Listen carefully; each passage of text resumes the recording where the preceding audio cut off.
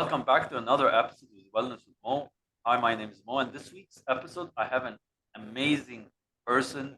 She is a former police officer and co-owner of the Growth Pod, Emma Coller. I hope, of course, I pronounced your name, Emma, correctly. How are you? How's everything? And I'm really excited for today's episode. I'm really great. Thanks, Mo. Thanks for asking me here. In the UK, and we've finally got some sunshine, which is very nice. It always makes you feel much better, doesn't it, when the sun's out? I'm really jealous and envy of you. You have sunshine and everything's good. We have sunshine here, but it's quite cold for January. But that's normal. It's like we have a week or so, then things start to warm, and then we go into the spring break. So I'm really interested to know more about you, and it's really amazing. Um, like I said to many guests before you, I'm so humbled and privileged to meet amazing individuals around the world and to bring them closer to my part of the world where people want to listen and see and try and relate that they can become a different person because it's a normal thing. It's not we're not magicians or we have a magic stick become different. So I like always to start off with the podcast with simple thing. What's your journey like? How did you become from a former police officer to the co-owner of Growth Pod? And what is Growth Pod? Because I don't think my listeners really know what it is. Okay. Yeah, brilliant. Thank you. Well, I guess if we start with where I'm at right now, and then move backwards, if that's okay, probably would make more sense. Yeah, sure. Go ahead. Yeah, so Growth Pod, my colleague and I, Chris Gibson, Chris is ex-military. So he has done some incredible things in his own right. We met and just felt a real connection together in some of our thinking, our values, and made a decision that we wanted to create a company. So we created Growth Pod, which is a company that is interested in creating outstanding workplace cultures. So we were both really interested in how do we help organizations to create these amazing places that people can go to work and they feel good and they can flourish and they can feel engaged and they can feel motivated. And the reason that we do that is because Chris has experienced that from him, from his work in the military and working in extreme circumstances, and really understands what the elements are that helps to create that outstanding culture and connection. And I have also experienced what it's like to work in a culture that's not so great. So I was a police officer. I joined the police service after university. So I went to university, studying psychology, social science, social policy. And I met there a police officer, and he was an inspector, an incredible character, really wonderful person. And the police were paying for him to do his degree. He was doing the same degree that I was doing. And I was always kind of a little bit unsure, even at university, what did I want to do? So I knew I wanted to do something around service, serving others. So I was kind of between, was it going to be like social work or probation or something in that kind of field? And he said to me, "Oh my gosh, Emma, come and see what it's like to be in the police." And back in the day, he let me spend some time with some of his officers, and I went out in a police car on patrol with them, and I was hooked. I was like, "Oh my gosh, this is just the best job ever." So I applied to join. So my first job out of university, really, my biggest job was as a police officer. And I went through my police training, and it was incredible. I really enjoyed it. And then in the police service at that point, you went away to do your training, and then you came back to the force that you were going to be working in. And you went in a tutor unit, so it was a place, a space, a safe space that you could start to embed all of your learning, and then you eventually went onto a shift. And I was put onto a shift with a sergeant who then over time consistently bullied me and sexually harassed me. So pretty much the first 2 years of my police service, I did not have a good time. I found that I was in this place where the culture was really toxic. We're seeing so much in the media right now around policing and how toxic policing is in the UK internally, with bullying and harassment, victimization. We've seen some really extreme examples more recently with police officers obviously committing incredibly serious crimes here in the UK, and a lot of work trying to be done about how to unpick that culture. And it was embedded through all of the layers and levels. One of the first things I remember was that when you came into the police, into the tutor unit, they would put all of your pictures on the wall, for example. And I found out later on, I didn't realize at the time, that some of the men that worked in the police station would come down and pick out who was the prettiest police officer that was just starting, and who might be the first person to turn the head of that person, if I say that in a polite way. And this was just accepted as normal behavior. And eventually, my own personal journey through those first few years of having someone who was there to support me. They were my manager, my leader, my sergeant, was a person who should have been supporting my growth and development, helping me to settle and understand how to do this job more effectively, was doing the complete opposite of what was required. And I think as things started to unravel and they realized that actually they were going to be found out for what they had done, they turned like my shift against me. They'd said really unkind things about me to other people to obviously try and isolate me from the rest of the team. It started to unravel and they tried to get me into trouble, which resulted in the sort of the more formal process of a grievance process being put in place. And it was as I was being interviewed and they were looking at my work and things like this, that it was the group that were doing that, senior police officers, that said, actually, this doesn't add up.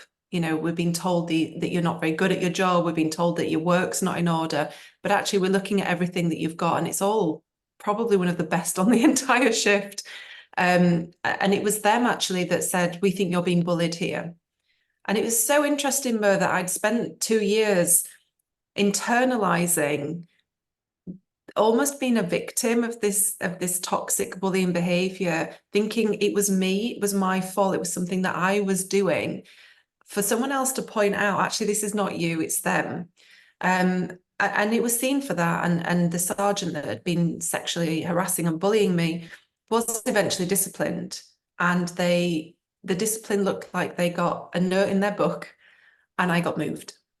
Again, if you think about that in an organizational culture of the victim of bullying, the victim of sexual harassment by a senior officer being the one that had to move, that is not okay. We still see that kind of behavior. But actually, in being moved to a different station under a different leadership team, that's when I started to thrive, because I now had a leadership team who were incredible. I was taken onto a shift where I had 2 incredible sergeants and an inspector who put me back together. They understood what had happened. They supported and helped put me back together again. And I started to really flourish in the work that I was doing. So within just a few short years of joining the police service, I went from this kind of really toxic environment to one that was outstanding, that helped me to flourish and thrive. And whilst I might not have recognized it at the time, it's only now that I look back on that and realize the impact that culture and leadership has on our ability as human beings and individuals, and the impact that not just has in the workplace, but the impact that had on the victims that I was trying to help in my work as a police officer, also my family, but outside of that, because I really believe that if we get it right, it doesn't just impact the individual, but it impacts outside. So if I'm feeling sad and upset, then it has a direct impact on the person that I'm speaking to in the shop, the friendships that I've got, the relationships that I was having, you know, the relationship with my parents, because I'm sad, I'm upset. So part of what we do right now stems from that place, and really feeling that if we get culture right, if we get leadership right, we can change the world. It sounds very utopian, but I really believe that that's No, true. it's not really utopian. Excuse me. It's really common sense, because I can relate to what you're saying very much, MM, because last few years I was in a corporate company here in Egypt. It was one of the biggest telecom companies, not just in Egypt but in the region. And I always say this to my friends, and they don't really they don't really understand. But I always tell them, when we say there's chemistry between two individuals, it goes the same way. If there's no chemistry between the individual and the organization, then there's no way I'll be able to thrive or do my work. So that company, I went in. Uh, a lot of weird things happened that way. I applied to a job like any other person through an online ad, and I discovered that the job just was not really there. It was an idea that they wanted to put in work, and I was the first person there. So I had no idea what what the job is required. I had no kind of benchmarking. Uh, my the leadership there didn't understand what they wanted. They had some kind of weird, exciting idea, and it only lasted for 1 month. Then after that, the leadership decided, no, scrape it all off. So I was literally, after a month, there was no job title in a company. I had 3 months probation, so I didn't understand what's going to happen to me, especially coming from a year of unemployment. So I was, like any normal person, afraid, and didn't really know what's going to happen. And other things started to happen. After that, that same manager sent me to a different department. Skill set there didn't work out. I tried my best. The manager there was very toxic. Didn't help. Wanted to kick me out of the company, and I really fought very hard. I got what I wanted, and I told HR at that time, because I wasn't that young, and I understood how things go. I told them, he didn't coach me, he didn't help me, he didn't teach me, he didn't support me. I just learned things by myself alone. So don't blame me if I didn't perform. And it kept on going for like 2 years. I left him. I went to another team and another department, so on and so forth. And all the time, I felt really depressed, really sad, very, not introverted as much as, but I didn't want anyone to get to know anyone. Just leave me alone. And I kept on saying that to my parents, my wife, my in-laws. No one really understood that being depressed affects your work, and it's not. Like I said to other guests, it's not a magic button. Off, I'm a happy person, and on, I'm a depressed person. It doesn't go like it. It's a process. It takes time, and I needed help. Uh, and so that's part of what happened. And of course, the corona started. And I thought that after the corona, and that's my question to you, companies would wake up and change their attitude towards employees and towards mental health, towards wellness at the workplace. Um, I don't know if it's the same in the UK, but here in Egypt, still mental health and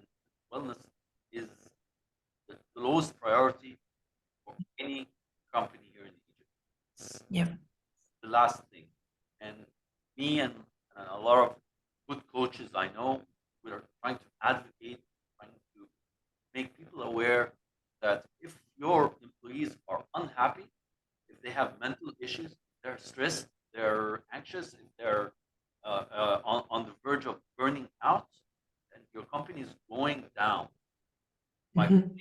won't go down.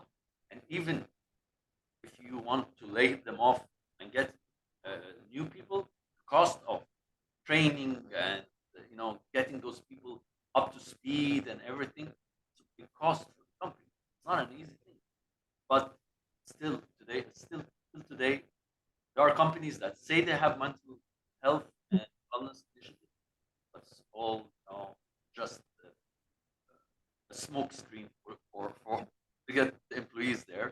There are some companies, there's still hope. There are some companies, but very little that are really, put the employee number one. So I don't know. My question to you is it the same in your area? Yeah. So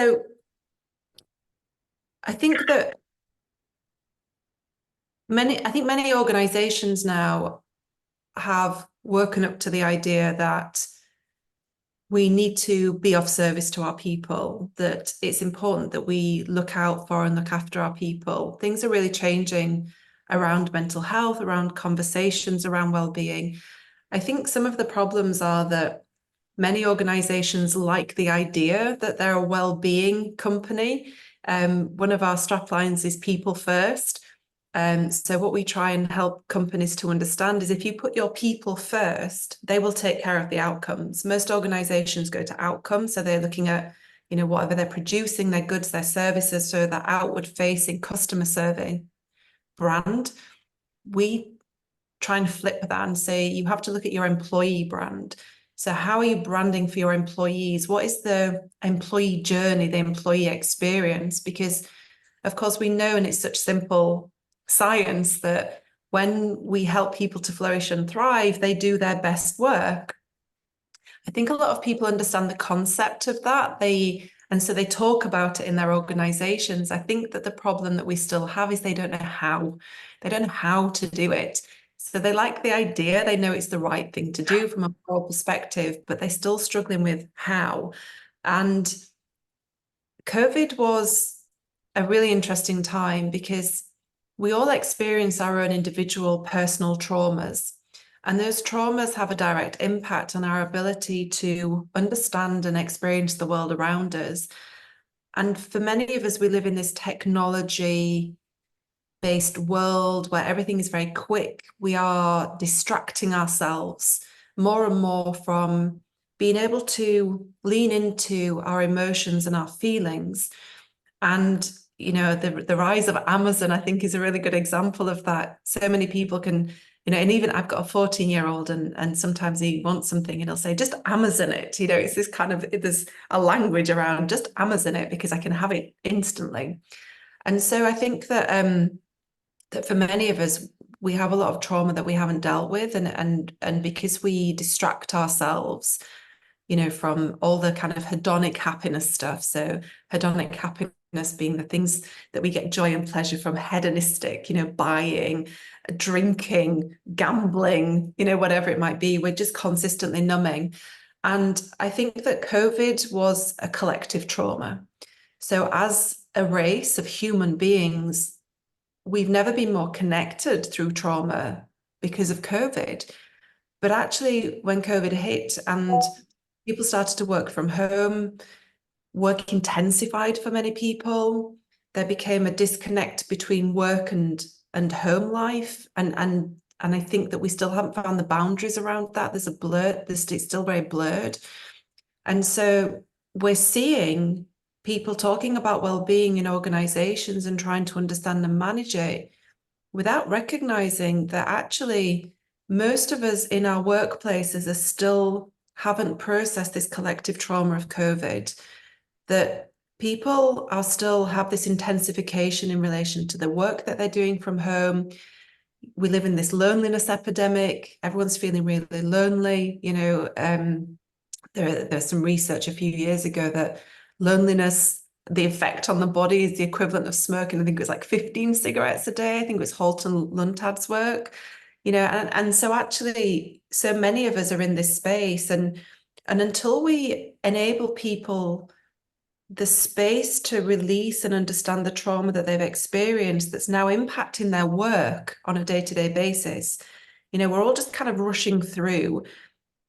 I don't think organizations are going to be able to, they really need to think about how they're going to support people differently. But it's that piece of them finding that they know they should, but they don't know how. But one of the guests that I had, Hamid, he's a high performance coach. He lives in Frankfurt, Germany, and we had that same discussion. And I told them, for me, I have 4 simple things that organizations can do with no cost at all, and it's basically very easy.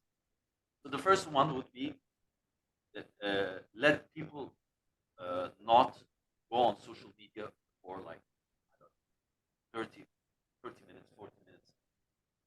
Let them have a break. Let them go out, walk,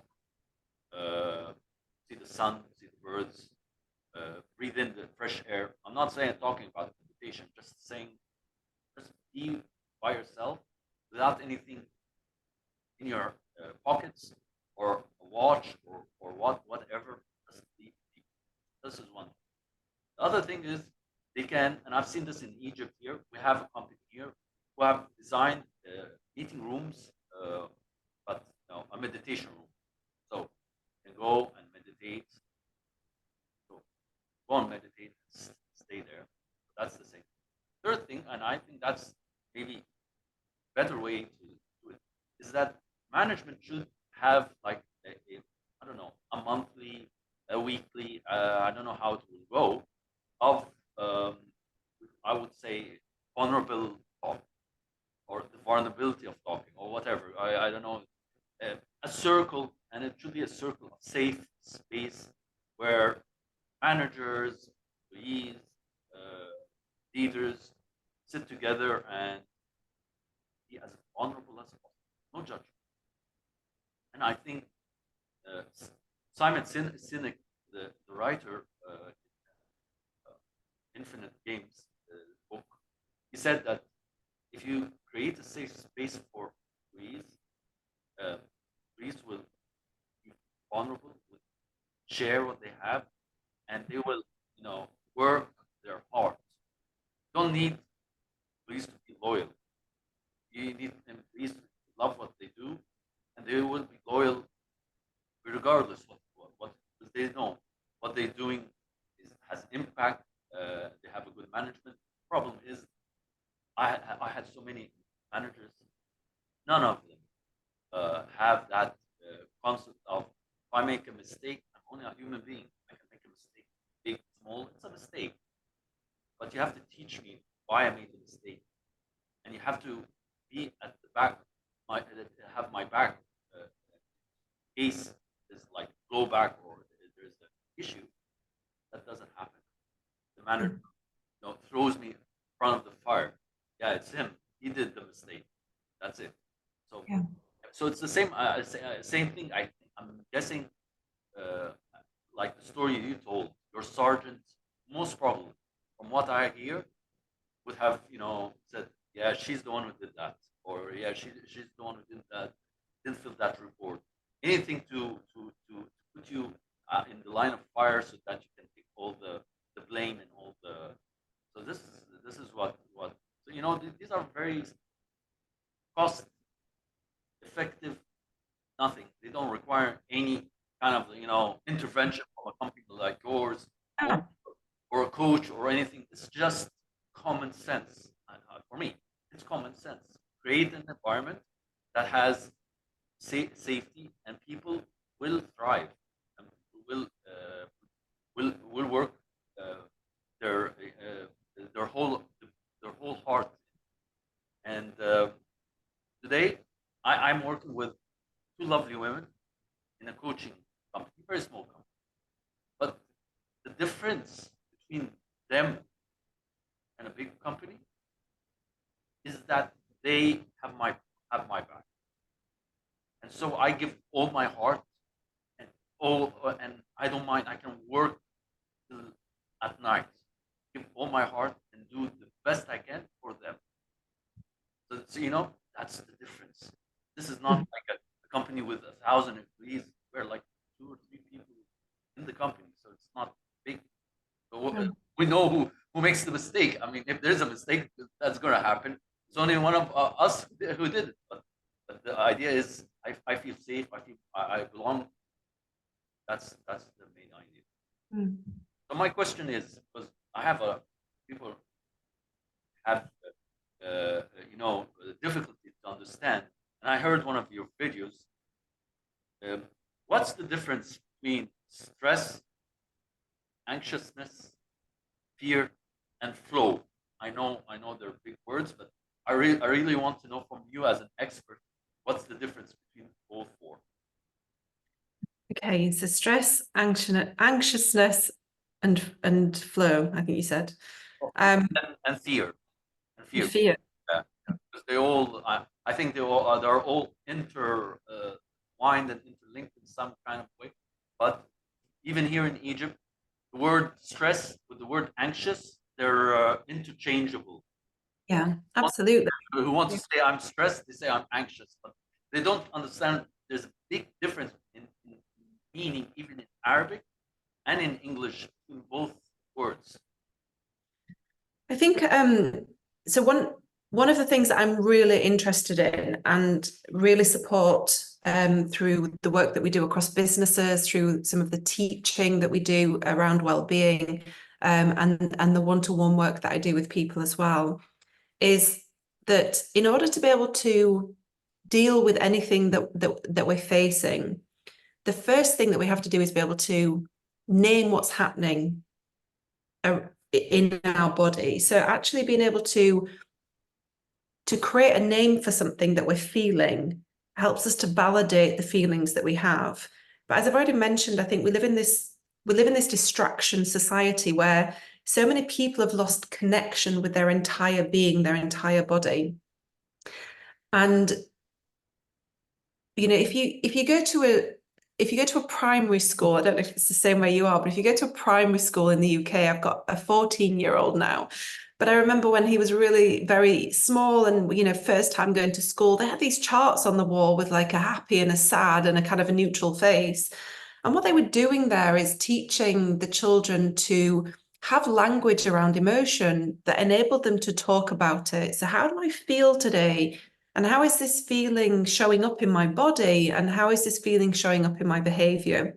I was literally just chatting to, we have a cleaner in our house, which is an incredible privilege. And she's been cleaning for me for a year, and her daughter is a year old. So she brings her little girl with her to help cleaning, which is just delightful. And she was just saying that her little one, she's a year old, she started biting people.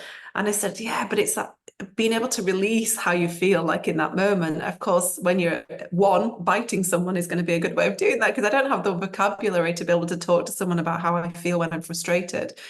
But what we stop doing is we stop doing that at some point. I don't know when that happens with adults, where we stop saying, here is some language to help you be able to talk about how you're feeling. So whether that's fear, whether that's stress, whether that's anxiety, whether that's flow, whether it's joy, whether it's contentment, we've lost, I think, as adults, and frighteningly, I think, as younger people, the ability to actually name, to be able to label our emotions. So when people label their emotions, and they might use the word fear or anxiety, for me, it's about helping that person understand what that means to them. Yes, we might look in a dictionary and say, this is the definition of fear. This is, in psychology, the definition of anxiety. But it's about going to that person. If you say, how are you feeling today? And they say, I'm feeling anxious. What does anxiety feel like for you? Tell me more about that feeling. Why is that showing up in your body? How is that impacting on your behavior? How is that impacting on your overall well-being? So I think that how we name things might not technically, kind of dictionary version be the right language that we might use, but it's the reality for that person in that moment. And unless we support people to learn emotional language, have a shared language of emotions, then it becomes quite challenging. And I think we're losing the ability to do that. There's a lovely free tool, you can buy them as well, but it's just a circle of emotions. You've got the basic emotions, and then it kind of moves out. And it's just we have it at the office, the emotion wheels, and emotion wheel. Absolutely, yeah. every time I go to the office, I keep looking at, all the different emotions under, for example, I don't know, fear. So there are so many things under it, and I don't know, happiness, and I think you're correct when you say that they were not able to differentiate our emotions, and we're not Yeah. able to accept them.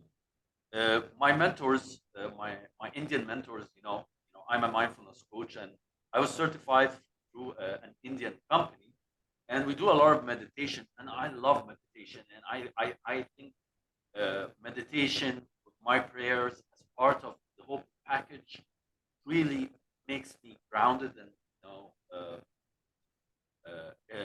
I can connect with my inner self. So I always like to say this. My mentor once told us to do a meditation. It's called, I think in Hindi, it's called Rasa Sadhana, which is you imagine yourself in a magical forest, and I love their stories. And you're sitting underneath a magical tree, and you're breathing, and you encounter your emotions in terms as if they are real human beings coming to you. Yeah. So, well, for example, we start usually with the worst emotions in the world. So it's disgust. So you have this person who's called disgust is coming, and you shake his hand and tell him, "Thank you for being in my life. Thank you for being there. Without you, I wouldn't know how to feel that way." And so on and so forth. Anger, fear, joy, happiness, inner peace, and so on. It's really important for people, and I always say that, to accept whatever you feel. I mean, Yeah. I accept sometimes I feel down. I mean, a few days ago, I think on Friday, I had this weird feeling and emotion, Emma, from the, the time I woke up till I slept. I felt, really not sad, but I wasn't in the mood of going anywhere. And I was with friends, and I was sitting really quiet. I didn't really know, didn't want to talk. I didn't want to. I just want to left alone for no apparent reason. But it's okay. I mean, I'm okay with it. I Absolutely. I accept it. Of course, people ask me what's wrong with you. And, Yeah. there's nothing I can say, but I'm okay. It's fine. It's no problem. That's the problem with people. They don't accept their feelings. I think that culturally, there are some emotions that we like, and there are some emotions that we don't like. We like to see happy people. Look at adverts; they're happy. We put happy people on adverts and we create these kind of, or we curate this kind of process of happiness, don't we? In the world, you look at Instagram and TikTok, and it's like, oh, we're happy and doing really well, and of course, so I think culturally, if we see someone sad, if we see someone upset, it actually can make us feel quite uncomfortable. In different cultures, of course, expressions of that is going to be very different. In the UK, we have this saying in the UK, keep calm and carry on. It's like the most dangerous thing you could ever say to someone. We have all of these phrases, kind of particularly maybe for women, but pull your big girl pants on and keep moving forward. And this really toxic language that we're often using on a regular basis to say, don't feel those feelings, feel these feelings. And actually, the reality is that, when we look at emotions, of course, emotions we tend to describe because we like to categorize, of course, our brain categorizes information.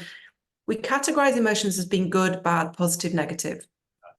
And the ones that we experience that we might describe as bad or negative, those kind of emotions of anger or upset or of disgust that you've just mentioned, we feel those at a different intensity in our body because our brain thinks we're in danger when we feel those things.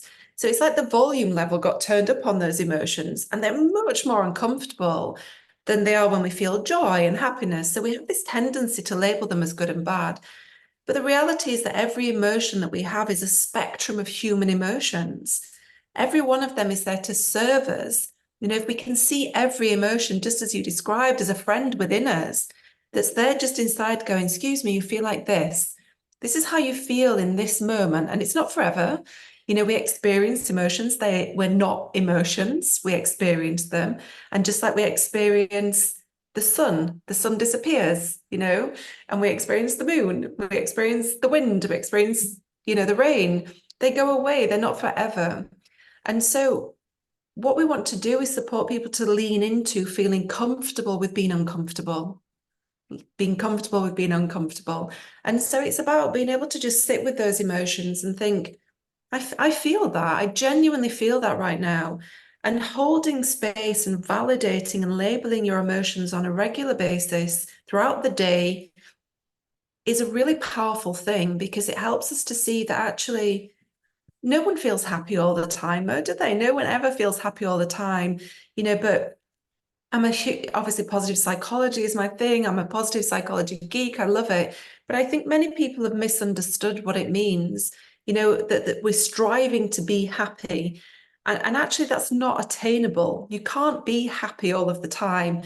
I think what we're really looking for is to be happier and having connection to joy, jolts of joy throughout our day. There's jolts of joy as they come in. We can bag them, you know, we can put them in our little kind of bag of, or you know, some kind of container that we're kind of metaphorically thinking about. There's jolts of joy. If we can recognize and savor them as we move through our day, we become happier. They build up, the small things, they build up to something bigger. But you know, we talk about eudaimonia in positive psychology. Eudaimonic happiness is this feeling of contentment. But there's also another opposite to that, which is anhedonia, which is feeling feeling blur. I don't feel anything. And that's also a true state for the human experience. I, And I, the more, I remember the movie. I don't know, the Emoji movie, the one, I don't know, it was Disney, the animation. oh yeah, I've never actually watched that. That's definitely something that I should look at. You should, because you know, when you're talking right now, and I think about it, these movies, these animation, Inside Out, one, Okay. feelings, and the emojis also, uh, they have a very important message that no one really understands. It's not the message of the movie. It's the message that it's okay not to be okay. It's okay to feel eh, meh. It's okay. Yeah, it's okay to feel angry. It's okay to feel sad. So these, you know, this is the real message that they want to give. It's okay. It's not. It's not. It's not. It's not bad. But the problem is, like you said, people look at Instagram, look at people. Oh, look how happy they are. And I always tell people that happiness is not having a smile 24/7. It's not laughing.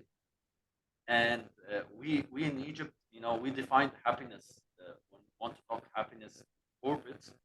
Mhm. We define happiness with three pillars. The first one is you have to have you have to have inner peace. You have to be okay with yourself. You have to be fine. You're, I don't know, overweight. You are, or no, you're okay. It's fine. Fine how you look. So you have to have that kind of knowledge.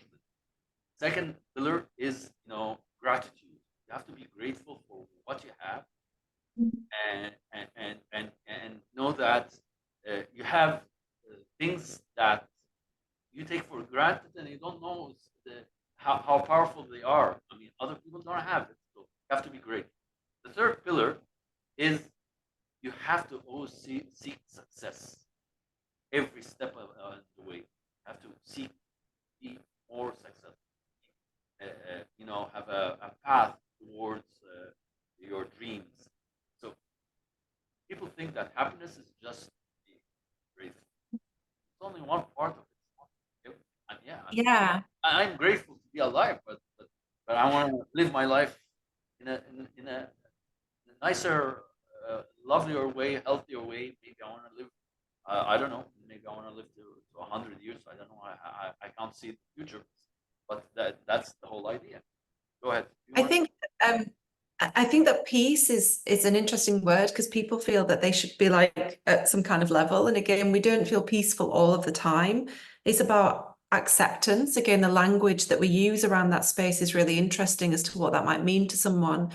But I think that when we feel like blur, when we're in that kind of middle point and we're just literally managing to function on a daily basis, the thought of trying to move towards some kind of positive goal or outcome can feel impossible in that moment.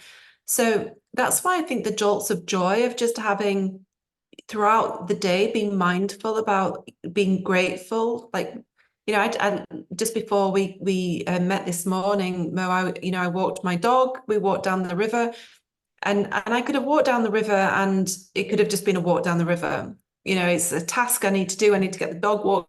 I need to get back and do my work. Or I can spend time looking at the incredible nature, looking in the river, seeing the birds flying around and the trees are starting to bloom. We can see the green coming back, and actually just being really present in that moment just adds some jolts of joy to my day. I've already started to build some joy in. Now, if I'm already feeling in that kind of point of just, I just need to get through my day, I miss those pieces. I forget to do that. So, of course, if we're feeling really kind of burnt out, really, we've got trauma that we haven't dealt with, then sometimes working towards something big can be just too much for us. It can be quite overwhelming. But actually, sometimes we're in that space and we're feeling really good, and life is easier for us and we want to work towards those things. But sometimes we don't want to do that. So it's about recognizing the seasons of life that we're in. And sometimes we're in a season where we're absolutely, yes, I'm coming, get ready, world, I'm here. And then sometimes we just want to curl up, and it's about just being really mindful, being aware, where am I at right now? It's not forever, it's just for now. And another thing that I just wanted to mention, Mo, as well, that after my experience of being bullied, I actually sought counselling. I went and had counselling. And I remember one of the most powerful and empowering things that happened to me in that moment of counselling was sorry, there's a real noise in here. I don't know if you could hear that. Was I kept saying to the counselor, he makes me feel like this, he makes me feel like that, he makes me feel the other. And I remember the counselor saying to me, no one can make you feel anything. Yeah. No one can make you feel anything. And it was like this light bulb came on that was, oh my gosh, I'm enabling this person to make me feel these things. I get to choose. I've got a circle of control here that I can tap into, and I can make choices. And it really was one of the most powerful things I've experienced, and something that I hold on to this day, that I get to choose. Yeah. I get to behave in the way that I want to behave in, and I get to choose how, not choose my feelings, because obviously I feel the things that I do, but I get to take control of what I do with those feelings. And the release that came with that, because I suddenly was like, that's his. They're his things, his issues. Exactly. There was a real sense of peace that came with that. Yeah, for sure. Exactly. I mean, I totally agree with what you're saying. And I wanted to understand from you, what 5 tips would you give for stress release in the workplace? Because uh, my listeners and people around the world are all having stress, feeling it in different levels. Yeah. Here in Egypt, of course, we're feeling stressed, extra stressed because the economy is not too great. The currency is really bad. The inflation rate is really bad. Prices are, they're fluctuating like crazy. I mean, things can be one price for an hour, and the second hour be a different price. So, and it's felt throughout the society here, my country, region, and most probably even around the world. that there's a lot of anger and fear and it has nothing to do with if you are lower class, middle class, upper class. Doesn't really differentiate which which part of society you are in. I mean, Yeah. we are all feeling the pain on some kind of level. So Yeah. so what five tips would you? Okay. So I was trying to write them down quickly as you were saying, thinking about them. So I'm going to say my first tip is to check in and feel the feelings, and name the feelings. Like get a chart. Just you can pull it up on Google. The feelings wheel that we've just talked about. Pull it up and just check in with it. Print it off. Have it somewhere nearby. Just what is the feeling that I feel? That's the first thing I would say, and do that regularly throughout the day if you can. The second one is validate it. Validate the feeling and understand that feelings are feelings. They're all human feelings. They're not good and they're not bad. They just are what they are. So validate that you feel that thing right now. And there's a reason, a good reason why you feel it. I think my third one is look at what you can and can't control. So what I didn't mention is that I spent 16 years in service as a police officer before being diagnosed with a really rare brain condition. I had to have major brain surgery, and that's why I'm no longer a police officer. I thought I would be a police officer my entire service. So after my brain surgery, I was medically retired from the police because I've got part of my skull and spine missing. It was too dangerous for me to continue to work as a police officer. But the circle of influence around that was I get to choose the experience I have in brain surgery. There were feelings of fear and worry and anger and upset, but actually I chose to look for the positive and possible. I felt all the feelings, but I looked at what can I control in this space? And I focused on that in that moment of trauma, in that moment of challenge and difficulty. I looked for what can I control. So my third one will be, what can you control here? My fourth one is self-care. Self-care is, it doesn't have to be huge. It doesn't have to be, going on a weekend spa somewhere. It can be just something really simple, like just taking some deep breaths, walking in nature, having a really nice cup of something that you enjoy, a herbal tea, a coffee, whatever it might be, and savoring it in that moment. Self-care doesn't have to be huge, but it's about just taking a moment of time based on the feelings that you're feeling that actually you're going to do something to support you positively right now. And my fifth one is connection, because, we are lonely. So many people are lonely. Reach out, find someone to talk to, a friend, a relative. I've got a dog here. I talk to him all the time. I talk to the dog.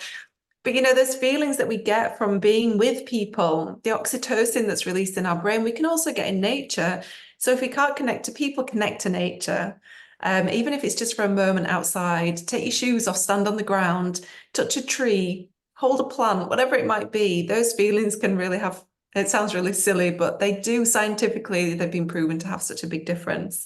No, So no, my five are feel it, yeah, second, validate it, third, control, fourth, self-care, and fifth, connection. yeah, they're amazing. I mean, I like all five of them, and I think I also agree with you. Connection is key. We're social animals by nature, and we feed off from the energy of others. So yeah, I think I think connection also is really amazing, especially nature and nature walks. And we always say this. We have clients. Yeah, walking is an amazing meditation in itself because you are mindful because you're present. You know where you are, breathing, breathing out. But that's really amazing. Oh yeah, I can see your dog. So Yeah, yeah, he's behind you. there he is. Hello. He's, What's he's, what's his name? he's called Blake. He's a golden doodle. So he's a big fluffy bear and he's the sweetest thing you could ever wish to meet. Okay. He likes to have hugs. Hi, Blake. Okay, so I have two final questions. One of them is I want to ask you what's one word or one sentence that describes you. Ooh, I'm going to say creative. Hey, that's amazing, amazing, amazing. It's great. And finally, what's your dream? What's what, sorry? What's your dream? What's your hope? What do you want to My do? dream. Yeah, My dream is to help as many organizations as possible create the most outstanding places that support people to actually go to those workplaces and feel good and thrive. that's amazing, amazing. Thank you, Emma, for your time. I know we can stay for a long time talking together because I really enjoyed your conversation and I really enjoyed your story. And I think you are an amazing human being and very tough and strong woman, uh, Thank especially because it's not an easy in, uh, industry or area as a police woman. Um, in addition, policing is a difficult job. It has a lot of stress and a lot of issues. Um I really thank you for the service that you gave. you. You're such an amazing human being, and thank you very much for being with us on Wellness with Mo. I hope we can continue. That will be my honor and my humble. I'll be really humbled to have you as a guest again. Yeah, amazing. Thank you. Uh, Thank you for having me. It's been amazing. I've really enjoyed chatting to you too. Same here, same here, same here. Thank you everyone for listening in. God bless you and be safe. And until next week, be mindful.